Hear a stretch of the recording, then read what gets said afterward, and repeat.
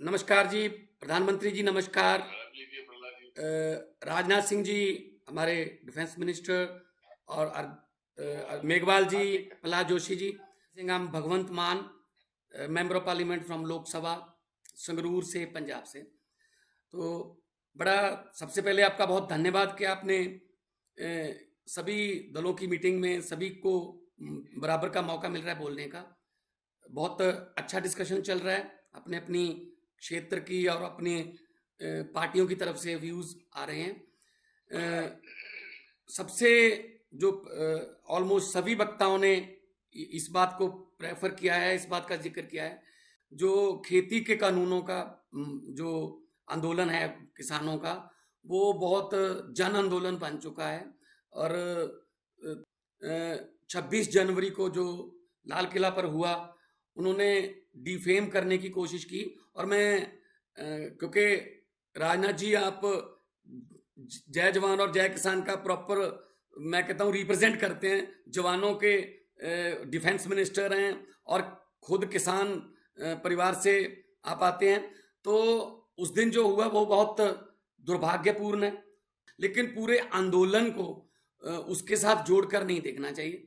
जो मैं कहता हूं जो असली किसान है, उन्होंने वही रूट फॉलो किया जो रूट दिल्ली पुलिस द्वारा बनाया गया था, और वो शांतिपूर्वक अपने ट्रैक्टर मार्च करके वापस वहीं पे चले गए।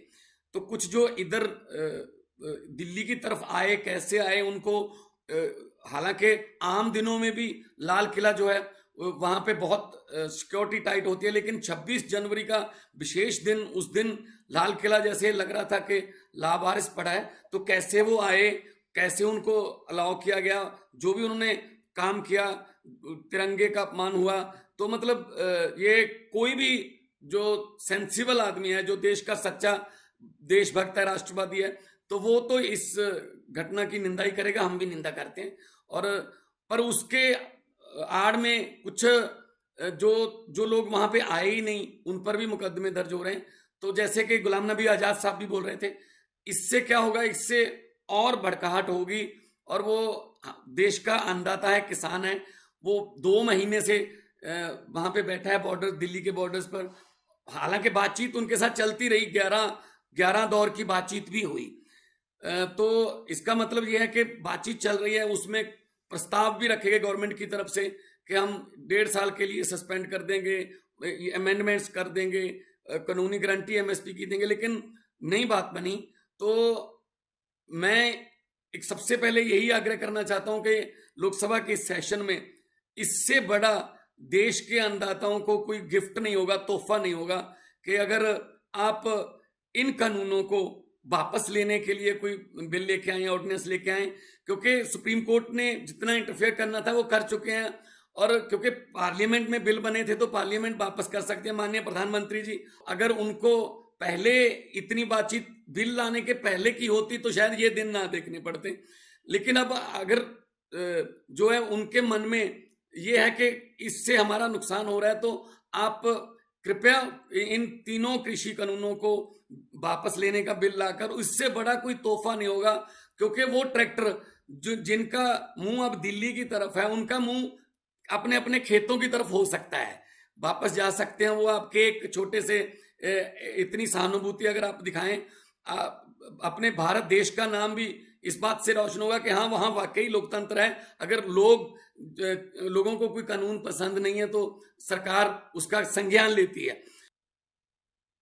जहां तक किसानों का विषय आपने स्पर्श किया है, मैं 22 तारीख की किसानों के साथ नरेंद्र सिंह जी तोमर और समिति की जो मीटिंग हुई, उसके बाद जो नरेंद्र सिंह जी तोमर ने कहा है उसको मैं दोहराना चाहता हूं, और आज भी आपके माध्यम से वही मैसेज मैं कन्वे करना चाहता हूं।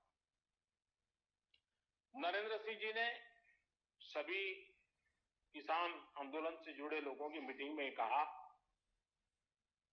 कि हम लोग आज समझौते पर नहीं आ पा रहे हैं, हमारी तरफ से ये प्रस्ताव आपको हम दे रहे हैं, आप जाकर के चिंतन मनन कीजिए, और मैं एक फोन कॉल पर दूरी पर हूं, आप जब भी मन बना लें, मैं कुछ ही घंटों में आपके साथ मिलने का कार्यक्रम और स्थान तय कर लूंगा।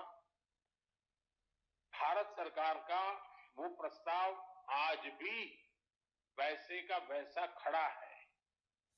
आपके जितने भी परिचित आंदोलनकारी हैं, आप उनको जरूर बताइए कि तोमर जी ने तो स्पष्ट शब्दों में कहा हुआ है कि भाई ये हमारा प्रस्ताव है, आप आइए, एक फोन कॉल कीजिए, बात आगे बढ़ेगी।